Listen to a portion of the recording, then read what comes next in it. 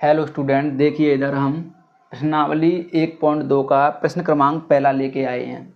इसमें हम देखेंगे कि सिद्ध कीजिए कि रूट 5 जो रूट 5 है वो एक अपरिमेय संख्या है या नहीं। तो हम इसमें इसको सिद्ध करेंगे कि रूट 5 एक अपरिमेय संख्या है या नहीं। तो आइए देखते हैं हल इसका।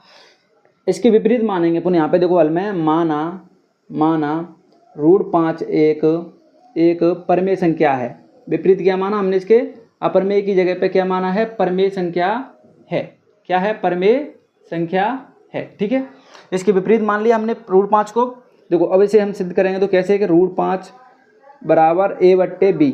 a/b इसके सामने मान लेंगे और इसको बताएंगे यहाँ पे कि जहाँ मतलब यहाँ a और b सह अभाज्य पूर्णांक हैं। यहाँ a और b क्या हैं? सह अभाज्य पूर्णांक हैं।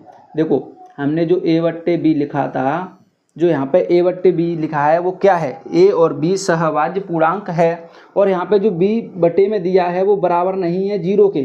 b बराबर नहीं है जीरो के। हम b की जगह पे जीरो नहीं रख सकते। इससे सिद्ध होता है कि यहाँ पे जीरो नहीं आएगा। ठीक है, अभी देखो ये दोनों पक्ष दिए हैं, इन दोनों का पक्ष करेंगे। क्या करेंगे? वर्ग। इन दोनों पक्षों का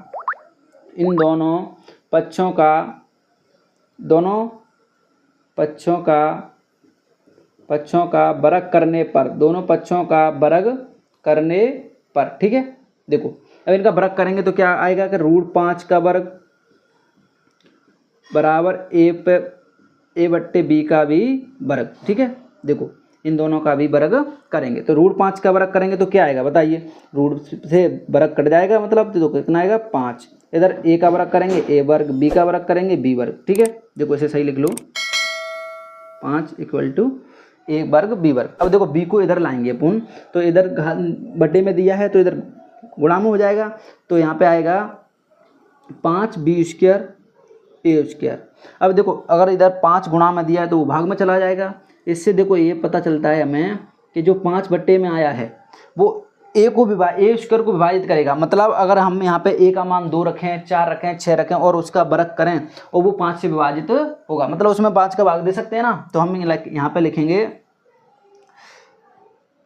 हम देखिए यहाँ दर्शाता है कि इसे हम समीकरण 1 दे देंगे। देखो समीकरण 1 दे देंगे। समीकरण 1 यह दर्शाता है कि जो 5 है ना, ये देखो ये 5 a² को, मतलब a² 5 से विभाज्य है। a² 5 से विभाज्य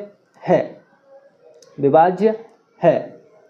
तब a 5 से a भी देखो तब a भी 5 से विभाज्य होगा।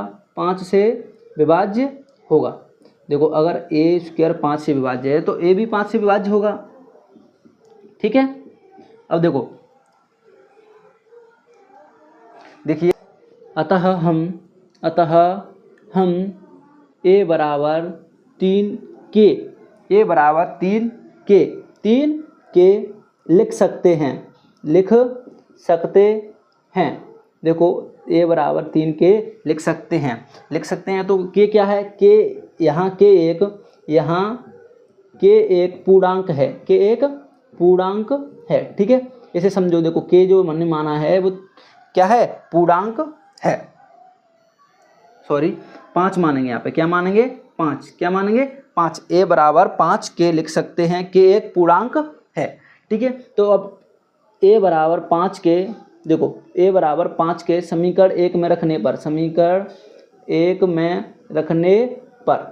1 में रखेंगे इनको। क्या रखेंगे? समीकरण 1 में। ठीक है, तो देखो अभी इस समीकरण 1 लिखते हैं। इधर देखो, इधर समझो अपना समीकरण 1 कौन सा है? b² बराबर a² बट्टे में 5²। किसका मान है? a बराबर 5 के, मतलब यहाँ पे रखना है हमें, चूंकि a बराबर 5 के दिया है। कितना दिया है?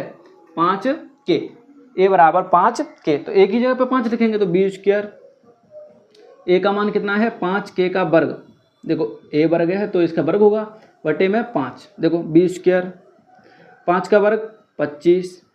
ठीक है, k का वर्ग, k वर्ग बटे में 5। ठीक है। देखो यहाँ पे 5 से इसे कैंसिल करेंगे तो देखो बी स्क्वायर इक्वल टू 5 25, ठीक है। देखो 5 25 5 आया, के वर्ग आया।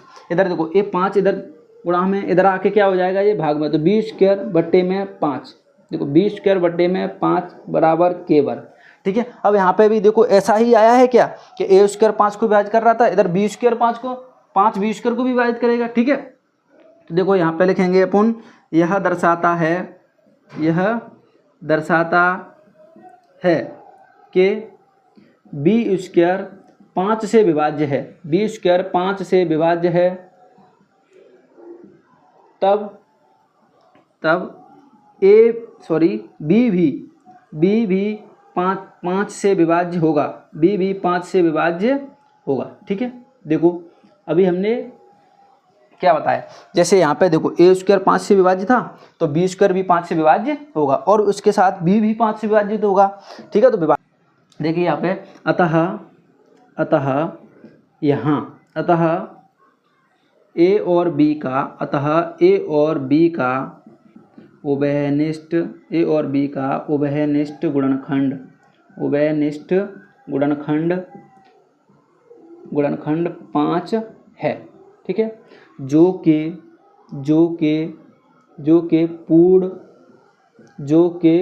पूर्ण कल्पना का विरोधाभास है, देखो पूर्ण कल्पना का विरोधाभास है। इससे हमने माना था, हमारा मानना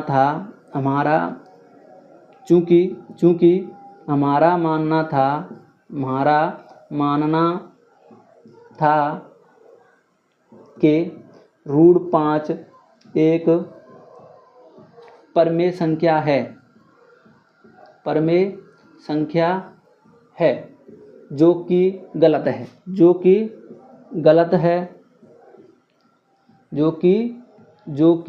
गलत है, अतः रूट 5 एक अपरमेय संख्या है। देखो अपना ये सवाल होता है, अपरमेय संख्या है, हमने ये सिद्ध कर लिया कि रूट 5 अपरमेय संख्या है। देखो ये अपना सवाल है, इसको देखो पहले इधर समझिए। देखो हमने पहले सवाल में क्या किया है कि रूट 5 दिया है, क्या सिद्ध करके बताना है हमें रूट 5 एक परमेय संख्या है या नहीं। तो हमने क्या माना इसके विपरीत कि रूट 5 एक परमेय संख्या है और उसके बराबर में माना ए और बी, ए बट्टे बी, यहाँ ए और बी सहभाज्य पूर्णांक हैं और जो बी दिया है वो बराबर नहीं है 0, ठीक है। उसके बाद हमने किया है कि दोनों पक्षों का वर्ग करेंगे तो 5 का वर्ग करेंगे, रूट 5 का करेंगे तो 5, ए का वर्ग ए वर्ग और बी का वर्ग बी वर्ग। देखो बी को इधर ले आए तो बी वर्ग, 5 को इधर ले गए तो बटे में 1। यहाँ पे देखो ए स्क्वायर 5 से विभाज्य है, ए स्क्वायर 5 से विभाज्य है तो ए भी 5 से विभाज्य, अपने हिंदी के रूप में लिखेंगे इसे, ठीक है। और यहाँ पे देखो अब इसे समीकरण 1 मान लिया, हम ए बराबर 5 के समीकरण 1 में रखेंगे, मतलब ए है जो उसकी जगह पे हम क्या लिखेंगे 5 के। तो देखो ए की जगह पे हमने 5 के लिखा, 5 का वर्ग किया 25, के का वर्ग किया के वर्ग। देखो 5 से 25 को कैंसिल किया तो 5 आया और 5 को इधर ले आए तो क्या होगा, बटे में आ गया। अब बी स्क्वायर 5 से विभाज्य है तो बी भी 5 से विभाज्य होगा, ए भी हमने हिंदी के रूप में लिख लिया। अतः ए और बी उभयनिष्ठ गुणनखंड क्या है, ए और बी का उभयनिष्ठ गुणनखंड, यहाँ पे भी 5 है, यहाँ पे भी 5 है, जो कि पूर्ण कल्पना का विरोधाभास है, ठीक है। हमारा मानना था कि रूट 5 क्या है, एक परमेय संख्या, परंतु जो कि गलत है, इसलिए हमारा रूट 5 एक अपरमेय संख्या ही है, यह अतः यह सिद्ध होता है, ठीक है। नोट कर लीजिए आप।